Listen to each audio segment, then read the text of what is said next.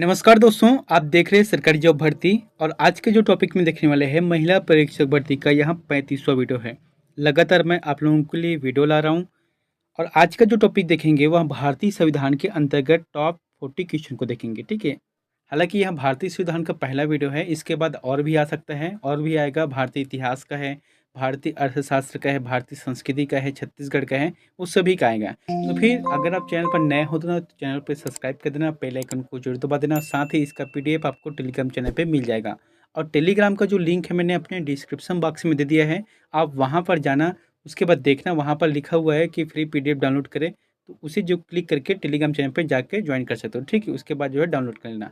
तो चलते हैं यहाँ पर वीडियो की तरफ। पहला प्रश्न देखते हैं, रेगुलेटिंग एक्ट पारित किया गया। तो रेगुलेटिंग एक्ट कब पारित किया गया आपको बताना है। इसका सही जवाब क्या जाएगा? 1773। 1773 में रेगुलेटिंग एक्ट पारित किया गया। क्यों पारित किया गया? इसका एक वजह भी था। जैसे कि 1757 है ना, 1757 में क्या हुआ था? प्लासी का युद्ध हुआ था। और उसी के समय कुछ कुछ समय बाद जो है 1764 में बक्सर का युद्ध हुआ था। तो इसी दोनों युद्ध की वजह से जो रेगुलेटिंग एक्ट है, यानी कि ब्रिटिश कंपनी के कार्यों पर नियंत्रण करने के लिए ब्रिटिश सरकार यानी कि उनके संसदीय बोर्ड का इन पर नियंत्रण स्थापित किया गया। और इसीलिए जो है ब्रिटिश यानी कि रेगुलेटिंग एक्ट पारित किया गया। कब? 1773 को किया गया, ठीक है।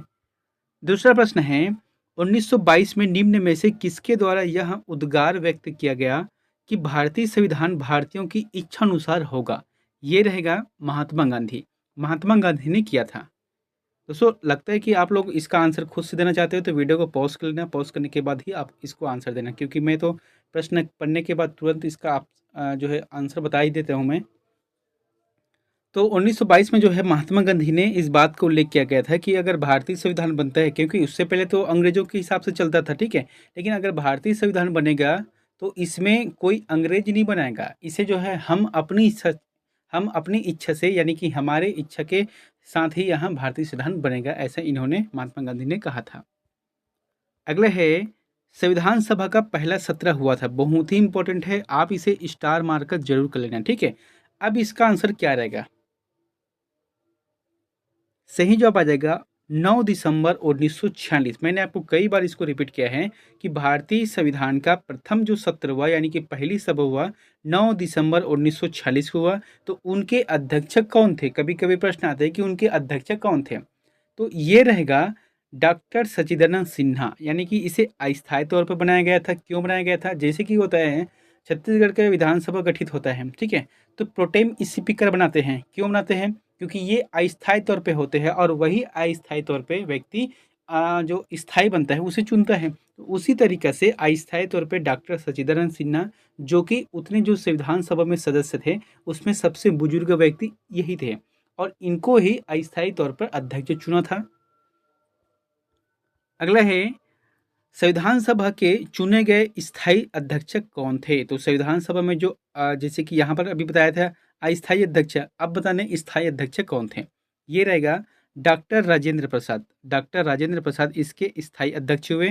और द्वितीय संविधान सत्र की बैठक हुआ था उसी में हुए। और कब हुआ था?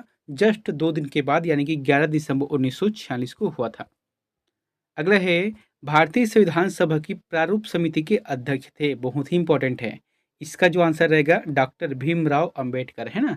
डॉक्टर भीमराव अंबेडकर जो कि प्रारूप समिति के अध्यक्ष थे। और इसे ही भारतीय संविधान का निर्माता भी कहा जाता है। इसे डॉक्टर BR अंबेडकर या डॉक्टर भीमराव अंबेडकर को। अगला है, भारतीय संविधान को अपनाया गया। तो किसके द्वारा भारतीय संविधान को अपनाया गया? इसका जो जवाब रहेगा संविधान सभा के द्वारा।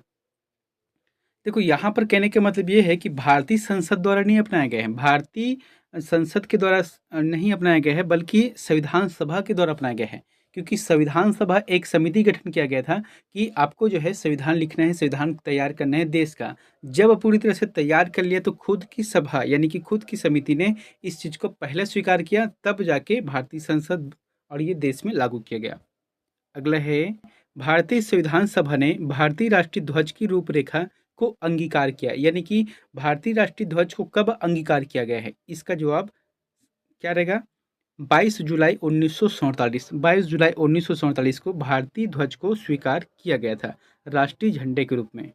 अगला है, भारत के लिए संविधान सभा की रचना हेतु संविधान सभा का विचार निम्न में से सर्वप्रथम किसने प्रस्तुत किया। अब यहाँ पर देखना है कि इतने समय तक तो अंग्रेजों के हिसाब से चलते थे, तो किनके विचार में, यानी कि कौन से ऐसे सभा हुआ जिसमें ये विचार आया कि भारतीय संविधान एक होना चाहिए जिसमें भारतीय विचारधारा पर बनना होना चाहिए। ये रहेगा स्वराज पार्टी ने 1924 में कहा। जैसे कि इससे पहले वीडियो में बताया था मैंने, 1922 में महात्मा गांधी ने ये विचार दिया था, लेकिन विचार तो अपनी जगह पर था, लेकिन इसे अगर सभा के रूप में जो अमल किया गया वहाँ स्वराज पार्टी ने 1924 में अपनी इस अधिवेशन में कहा था। अगला है, भारतीय संविधान सभा में महिला सदस्यों की कुल संख्या कितनी है। दोस्तों यहाँ पर जो बता रहा हूँ ना, वो महिला परीक्षा के लिए काफ़ी इंपॉर्टेंट है। जैसे कि इससे पहले वाला जो वीडियो था उसमें बताया था मैं, मतलब 2022 के जो मॉडल आंसर है उसमें संविधान से बहुत प्रश्न पूछे थे। तो फिर यहाँ पर जैसे कि संविधान का है, विज्ञान का है, बहुत प्रश्न आते हैं, ठीक है। इसलिए आप जो है सभी तरफ को ध्यान में रखते हुए पढ़ना है। आप सिर्फ किसी एक ही टॉपिक को लेकर मत बैठे ना, आपको सभी टॉपिक को कवर करना है। यहाँ पर क्या है, भारतीय संविधान सभा में महिला सदस्यों की कुल संख्या कितनी है, काफ़ी इंपॉर्टेंट है और इसे पूछा भी गया था, ठीक है। ये रहेगा 15 रहेगा, ठीक है। कुल मिलाकर जब फाइनल रूप से संविधान बना उस समय महिला सदस्यों की संख्या 15 थी। अगला है, संविधान के अंतर्गत भारतीय लोकतंत्र के आदर्शों को हम कहाँ देख सकते हैं। तो भारतीय लोकतंत्र के जो आदर्श है उसे हम कहाँ पर देख सकते हैं, ये रहेगा प्रस्तावना में, है ना। जैसे कि संविधान है, ठीक है, तो सबसे छोटा संविधान की अगर बात की जाए तो इसका प्रस्तावना है, लेकिन प्रस्तावना ही सब चीज़ है। प्रस्तावना के अंतर्गत आपको पूरा संविधान देखने को मिलेगा। इसीलिए संविधान के जो जैसे कि कुंजी किसे कहा जाता है, प्रस्तावना को भी कहा जाता है। संविधान का जो आख्या है वह प्रस्तावना को कहा जाता है, और संविधान के जो आदर्श को हम कहाँ देख सकते हैं, तो प्रस्तावना में ही देख सकते हैं। अगला है, विश्व का सबसे बड़ा लिखित एवं सर्वाधिक व्यापक संविधान किस देश का है। Britain, Bharat, Canada, America. सही जवाब आ जाएगा भारत का है, ठीक है। इससे अगर यहाँ पर प्रश्न आता है कि विश्व का सबसे प्राचीन या सबसे पुराना संविधान कौन सा है, तो ये रहेगा अमेरिका का रहेगा, सबसे पुराने की बात है। लेकिन यहाँ पर बोला क्या गया है, सबसे बड़ा यानी कि सबसे बहुत बड़ा है, 22 भाग है, 12 अनुसूचियाँ हैं, और जो है 395 अनुच्छेद हैं। तो इतना जो बड़ा संविधान है किसी के पास नहीं है। दूसरी बात है, यह पूरी तरह से लिखित संविधान है, इसलिए हम कह सकते हैं कि सबसे व्यापक जो संविधान है अपना प्यारा भारत देश का है। अगला है, भारतीय संविधान में है, तो भारतीय संविधान में क्या है, यहाँ पर है 350 से अधिक अनुच्छेद। हालांकि देखो इसका फाइनल अगर देखा जाए मूल संविधान में तो 395 अनुच्छेद है। उसके बाद जो अलग अलग संशोधन हुए हैं तो इसी के अंतर्गत ए बी सी डी आबा सादा के हिसाब से बढ़ गए हैं। अगला है, भारत में वैध प्रभुसत्ता निहित है। तो भारत में वैध प्रभुसत्ता किस में निहित है, संविधान में निहित है। अगला है, भारतीय संविधान की संरचना किस प्रकार की है। बहुत ही इंपॉर्टेंट है दोस्तों, यहाँ पर बताना है आपको कि भारतीय संविधान की रचना किस प्रकार की है। ये रहेगा कुछ एकात्मक और कुछ कठोर, यानी कि कुछ लचीला है और कुछ कठोर है। अब कैसे कह सकते हैं कि कुछ लचीला है और कुछ कठोर है। देखो हमारा देश क्या है, जब मूल रूप से बना था संविधान तो फिर एक भी संशोधन नहीं हुआ था, लेकिन आज की डेट में लगभग 122 संशोधन हो गए। इसका मतलब है कुछ न कुछ गलती हुआ है तभी जाके उसे संशोधन करके पुनः बना रहे हैं। इसलिए हम कह सकते हैं कि 100 मतलब कुछ इसमें लचीला है। अब कुछ कठोर मतलब क्या होता है कि अगर गलती किया है कोई व्यक्ति संविधान के खिलाफ या फिर जो है संविधान के जो नियम के खिलाफ, तो उसे बाइज्जत दंडित किया जाएगा, इसे बचाया नहीं जा सकता। ये क्या है, कठोर है। इसलिए भारतीय संविधान कठोर भी है और लचीला भी है। अगला है, भारत में राजनीतिक व्यवस्था की मूलभूत लक्षण हैं। तो भारत में राजनीतिक व्यवस्था के मूलभूत लक्षण क्या है, जैसे कि पहला क्या है, यहाँ एक लोकतांत्रिक गणतंत्र है। दूसरा है इनमें संसदात्मक रूप की सरकार है। तीसरा है सर्वोच्च सत्ता भारत की जनता में निहित है। और चौथा, यहाँ एकीकृत शक्ति का प्रावधान करती है। सही जवाब आ जाएगा 1, 2, 3, इसका आंसर सही रहेगा। अगला है, भारत का संविधान मान्यता प्रदान करता है। तो भारत का जो संविधान है मान्यता प्रदान करता है किसको, धार्मिक और भाषाई अल्पसंख्यकों को। यानी कि भारतीय संविधान ऐसा नहीं कहता कि आपको जो है कोई धर्म नहीं मानना है, वो आपके ऊपर है। आप जो है जिसको इच्छा करते हैं मानने का उस धर्म को मान सकते हो। जिस भाषा में अगर आप बोलना चाहते हो उस भाषा में आप बोल सकते हो। अगला है, भारतीय संविधान में शामिल नीति निर्देशक सिद्धांत किसके संविधान से प्रेरित है? तो कौन से देश के संविधान से प्रेरित है? भारतीय संविधान के एक है नीति निर्देशक सिद्धांत, ये रहेगा आयरलैंड। ये प्रश्न बहुत पूछे जाते हैं आयरलैंड से संबंधित। अगला है, भारतीय संविधान में समवर्ती सूची की अवधारणा ली है। तो भारतीय संविधान में समवर्ती सूची की अवधारणा ली है मतलब ये अमेरिका से लिया गया है, ठीक है। यहाँ पर क्या बात है कि 18वां है, भारतीय संविधान में मौलिक कर्तव्यों का विचार लिया गया है। तो मौलिक कर्तव्य लेने का जो विचार है वह कहाँ से लिया गया है? ये रहेगा रूस के संविधान से, ठीक है, रूस के संविधान से लिया गया है। अब यहाँ पर एक प्रश्न आता है कि भारतीय संविधान में मौलिक कर्तव्य कितने हैं? तो ये रहेगा मूल रूप से जो है 10 था, ठीक है, मूल रूप से 10 है, लेकिन 86वां संविधान संशोधन के अंतर्गत एक बढ़ा दिया। अब कुल मिलाकर 11 मूल कर्तव्य है। अगला है, संविधान के भाग 1 में निम्न में से किसका वर्णन है? तो सबसे पहले क्या है, भाग कितने हैं? 22 भाग है। उसमें से पहले ही जो भाग है उसमें क्या बात का उल्लेख किया गया है? संघ और उसका राज्य क्षेत्र। संघ यानी कि केंद्र सरकार हो गया और राज्य क्षेत्र यानी कि राज्य का होता है। अगला है, भारत के संविधान का भाग 4 किसके बारे में बताता है? बहुत ही इंपॉर्टेंट है। तो किसके बारे में बताता है आपको बताना है। एक तो मूलभूत है, जो मूलभूत अधिकार है, नागरिकता है, राज्य के नीति निर्देशक सिद्धांत है, या मूलभूत कर्तव्य है। इसका जो आंसर रहेगा राज्य के नीति निर्देशक सिद्धांत को बताता है। अगले है, सुमेलित कीजिए। दोस्तों ऐसा प्रश्न आप लोगों को बहुत देखने को मिलेगा, ठीक है। एक तरफ है भारतीय संविधान के भाग है और एक तरफ है जो है उनके वर्णन को किया गया है। तो देखो बहुत ही अच्छा आसान तरीका है कि जो आपको पहले याद है उसी को बना दो और बाकी जो नहीं मिल रहा है उसको जो है क्वेश्चन आंसर की तरह इसको शामिल कर सकते हो। सबसे पहले क्या है, भारतीय संविधान का भाग 9 क्या है? सभी को पता है, ये ग्राम पंचायत को कहता है, यानी कि जो पंचायती राज व्यवस्था है यहाँ भाग 9 से संबंधित है, इसलिए जो इसका आंसर क्या आ जाएगा? सी आ गया, ठीक है यहाँ से। उसके बाद भारतीय संविधान का भाग 8 है। तो भाग 8 किससे संबंधित है? ये रहेगा संघ क्षेत्र यानी कि केंद्र सरकार से है। उसके बाद भारतीय संविधान का भाग 4 के प्रथम है। तो भाग 4 के जो प्रथम है वहाँ मूल कर्तव्य रहेगा, ठीक है, मूल कर्तव्य इसका आंसर रहेगा। उसके बाद है भारतीय संविधान के भाग 9 ए है। तो अभी जैसे कि 9 बताया वो क्या है? पंचायती राज से है। उसी तरीके से 9 ए मतलब क्या होता है? ये नगर पालिका से संबंधित है, इसलिए जो इसका आंसर आ जाएगा पहला रहेगा। अगला है, वर्तमान में भारतीय संविधान में कुल कितनी अनुसूचियां हैं? तो कुल कितनी अनुसूचियां हैं? 12 अनुसूचियां हैं। और मूल रूप से अगर प्रश्न आता है तो ये 8 रहेगा, ठीक है, 8 अनुसूचियां हैं मूल रूप से। उसके बाद जो है 4 और बढ़ गया, कुल मिलाकर हो गया 12 हो गया। अगला है, भारतीय संविधान में 22 भाषाओं को राजभाषा का दर्जा प्रदान किया गया है। तो 22 भाषा को राजभाषा का दर्जा प्रदान कहाँ पर किया गया है? 8वीं अनुसूची में है ना, 8वीं अनुसूची में 22 भाषाओं का उल्लेख है, लेकिन इसमें छत्तीसगढ़ी भाषा का उल्लेख नहीं है, ठीक है।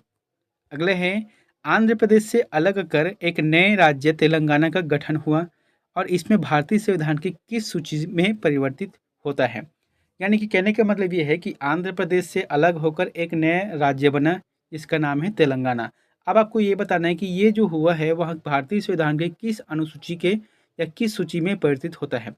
अनुसूची 1 है, अनुसूची 7 की राज्य सूची है, या अनुसूची 9 है, या अनुसूची 10 है? इसका जो जवाब रहेगा अनुसूची 1 है। मैंने यहाँ पर कुछ पॉइंट लिखा है, बहुत ही इंपॉर्टेंट है। भाग 1 और भाग 1 के अंतर्गत अनुसूची 1 शामिल है और उस अनुसूची 1 के तहत अनुच्छेद 3 में इस बात का उल्लेख किया गया है कि कोई भी राज्य है उसमें अगर जो है 2 टुकड़ा करना है, यानी कि उससे जो है और राज्य का निर्माण करना है, या उस राज्य के क्षेत्र को परिवर्तित करना है, कम करना, ज़्यादा करना है, या उनके नाम को परिवर्तन करना है, वहाँ इस अनुच्छेद के तहत रखा गया है। जैसे कि अपना छत्तीसगढ़ है, अब मान लो छत्तीसगढ़ का नाम चेंज करना है तो छत्तीसगढ़ सरकार नहीं करेगा, ये जो है लोकसभा और राज्यसभा में जाएगा, तब जाके भाग 1 अनुसूची 1 और जो है अनुच्छेद 3 के तहत यहाँ स्वीकार किया जाएगा, फिर उसमें जो भी रहता है प्रोसेस वो करता है। अगला है, भारतीय संविधान की 10वीं अनुसूची किससे संबंधित है? बहुत ही इंपॉर्टेंट है, यहाँ पर थोड़ा मजेदार वाला प्रश्न है। क्या बोला गया है कि 10वीं अनुसूची किससे संबंधित है? ये रहेगा दल बदल कानून। दल बदल कानून में एक शब्द आता है आया राम गया राम, ठीक है, हम सभी बोलते हैं कि आया राम गया राम। तो ये होता क्या है? ये कोई जुमला नहीं है, ये हकीकत हुआ था, ये हकीकत हुआ था। पता है 1967 की बात है, ये हरियाणा सरकार की है, ठीक है। एक व्यक्ति था जिसका नाम है गयालाल, ठीक है, उसका नाम था गयालाल। अब ये क्या है, एक दिन में 3 पार्टियां बदली हैं, एक दिन में 3 पार्टियां। अगला है, भारतीय संविधान की 11वीं अनुसूची संबंधित है। तो 11वीं अनुसूची किससे संबंधित है? पंचायती राज से, पंचायती राज से संबंधित है 11वीं अनुसूची, और 12वीं अनुसूची नगर पालिका से संबंधित है। अगला है, भारतीय संविधान में 9वीं अनुसूची परिवर्धित है। ये रहेगा प्रथम संशोधन से, ठीक है। जब संविधान बना था उसके बाद 1951 में पहली बार जो है संशोधन किया गया, तो इसी संशोधन के तहत, प्रथम संशोधन के तहत 9वीं अनुसूची जारी किया गया था। अगला है, भारत के संविधान की किस अनुसूची में विभिन्न राज्यों के अनुसूचित क्षेत्रों के प्रशासन और नियंत्रण के लिए विशेष उपबंध है? ये रहेगा 5वीं, है ना, 5वीं अनुसूची के लिए, जो जैसे कि अनुसूचित क्षेत्र और जैसे कि जनजाति होते हैं, जनजाति और जाति होते हैं, उनके लिए एक विशेष रूप से प्रावधान उपबंध तैयार किया गया है। अगला है, भारतीय संविधान के किन अनुच्छेदों में नागरिकता संबंधी प्रावधान है? काफ़ी इंपॉर्टेंट है। ये रहेगा भाग, यहाँ पर देखो अनुच्छेद 5 से 11, अनुच्छेद 5 से 11 है। अगर इसे भाग में बात किया जाए तो फिर भाग 3 आ जाएगा। अगला है, भारतीय संविधान के किस अनुच्छेद में प्रेस की स्वतंत्रता दी गई है? तो कौन से अनुच्छेद में प्रेस की स्वतंत्रता दी गई है? ये रहेगा अनुच्छेद 19A के तहत। लेकिन एक चीज़ आप लोगों से कहना चाहता हूँ कि प्रेस शब्द यहाँ पर वर्णन नहीं हुआ है, यहाँ पर बोलने की स्वतंत्रता है ना। 19A में बोलने की स्वतंत्रता है, तो इसी के अंतर्गत आता है प्रेस की स्वतंत्रता, चाहे वहाँ जैसे कि टीवी के माध्यम से हो, या यूट्यूब के माध्यम से हो, या न्यूज़पेपर के माध्यम से हो, बोलने की स्वतंत्रता सभी को है। अगला है, राज्य सरकारों को ग्राम पंचायत के गठन का निर्देश देता है। तो ये रहेगा अनुच्छेद 40, है ना। अगला है, संविधान के किस अनुच्छेद में धन विधेयक की परिभाषा दी गई है? तो कौन से अनुच्छेद में धन विधेयक की परिभाषा दी गई है? ये रहेगा अनुच्छेद 110। 110 में स्पष्ट रूप से कहा गया है, धन विधेयक के बारे में इनका परिभाषित किया गया है। कभी कभी प्रश्न आते हैं कि धन विधेयक को कहाँ पर पेश किया जा सकता है? तो सिर्फ लोकसभा में पेश किया जाता है, उसमें राज्यसभा में पेश नहीं किया जाता है। अगला है, भारतीय संविधान का निम्न में से कौन सा अनुच्छेद भारत के राष्ट्रपति में अध्यादेश जारी करने की शक्ति प्रदान करता है? दोस्तों, यहाँ पर जो बताया था ना, वो राज्यसभा में पेश होता है, लेकिन 14 दिनों के लिए होता है, और वो कोई जरूरी नहीं इनका बात को मानना है कि नहीं मानना है वो। अगला है, भारतीय संविधान का निम्न में से कौन सा अनुच्छेद भारत के राष्ट्रपति के अध्यादेश जारी करने की शक्ति प्रदान करता है? सही जवाब आ जाएगा इनका अनुच्छेद 123। अनुच्छेद 123 के तहत राष्ट्रपति को अध्यादेश जारी करने का शक्ति प्रदान करते हैं। और इसी में से एक और आता है अनुच्छेद 108 का। अनुच्छेद 108 जो है संयुक्त अधिवेशन है, ठीक है, संयुक्त अधिवेशन है। इसमें जैसे कि राज्यसभा और लोकसभा में कोई बात का अगर मतभेद रहता है, खासकर से धन विधेयक को छोड़कर, तो इनके लिए क्या करते हैं, राष्ट्रपति दोनों को, जैसे कि लोकसभा और राज्यसभा को, एक संयुक्त सत्र का आयोजन करते हैं, वहाँ राष्ट्रपति के माध्यम से होता है। और इनका अध्यक्षता कौन करता है, ये भी प्रश्न आता है कि संयुक्त सत्र का अध्यक्षता कौन करते हैं? तो लोकसभा अध्यक्ष करता है।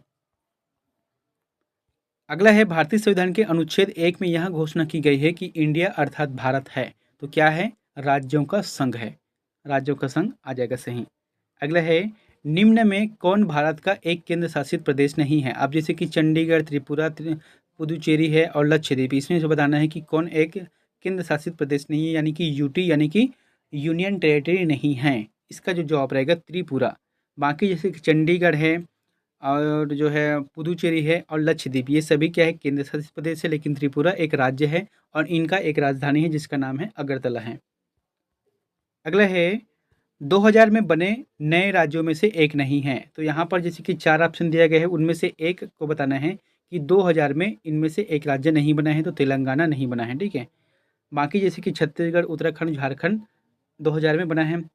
देखे थे कि छत्तीसगढ़ जो है 1 नवंबर 2000 को बना है, उत्तराखंड 9 नवंबर 2000 को बना है, झारखंड 15 नवंबर 2000 को बना है, जबकि तेलंगाना जो है 2 जून 2014 को बना है। और इस समय जो है नरेंद्र मोदी की सरकार थी। जिस तरीके से छत्तीसगढ़ का श्रेय अटल बिहारी वाजपेयी को दिया जाता है, उसी तरीके से तेलंगाना बनने का श्रेय नरेंद्र मोदी को दिया जाता है। अगला है, प्रथम भाषाई राज्य जिसे बनाया गया था। तो प्रथम भाषाई राज्य जिसे बनाया गया था, ये रहेगा आंध्र प्रदेश। इसे जो है 1953 में बनाया गया था, भाषाई आधार पे। अगला है, भारत का संविधान भारत को कैसे वर्णित करता है? तो भारत का जो संविधान है भारत को कैसे वर्णित करता है? ये रहेगा राज्यों का संघ है, ठीक है, राज्यों का यहाँ एक संघ है, भारतीय संविधान के अंतर्गत भारत में वर्णन है। अगला है, भारतीय संविधान के अनुच्छेद 17 में उपबंध किया गया है। तो भारतीय संविधान के जो अनुच्छेद 17 है उसमें किस बात का उपबंध किया गया है? ये रहेगा अस्पृश्यता उन्मूलन का, यानी कि जो छुआछूत रहते हैं, अस्पृश्यता रहते हैं, इसको जो है इसके बारे में इस बात का उल्लेख किया गया है। अगला है यहाँ पर जो लास्ट का प्रश्न है आप लोगों के लिए होमवर्क है, तो इसका आंसर में प्लीज़ कमेंट बॉक्स पर जाकर जरूर बताना। बहुत ही इंपॉर्टेंट प्रश्न है ये कि वर्तमान में भारतीय राज्य में राज्यों और केंद्र शासित प्रदेशों की संख्या क्रमशः कितनी है बताना है। यानी कि अभी वर्तमान दृष्टिकोण में देश में कितने राज्य है और कितने केंद्र शासित प्रदेश है आपको बताना है। ऑप्शन क्या है? 24 राज्य 8 केंद्र शासित प्रदेश, 29 राज्य 7 केंद्र शासित प्रदेश, 28 राज्य 8 केंद्र शासित प्रदेश या 29 राज्य 8 केंद्र शासित प्रदेश। इन चारों में से जो भी ऑप्शन आपको सही लगता है प्लीज़ हमें कमेंट बॉक्स पर जाकर जरूर बताएं। मिलते हैं नेक्स्ट वीडियो में एक नई जानकारी के साथ। Thank you.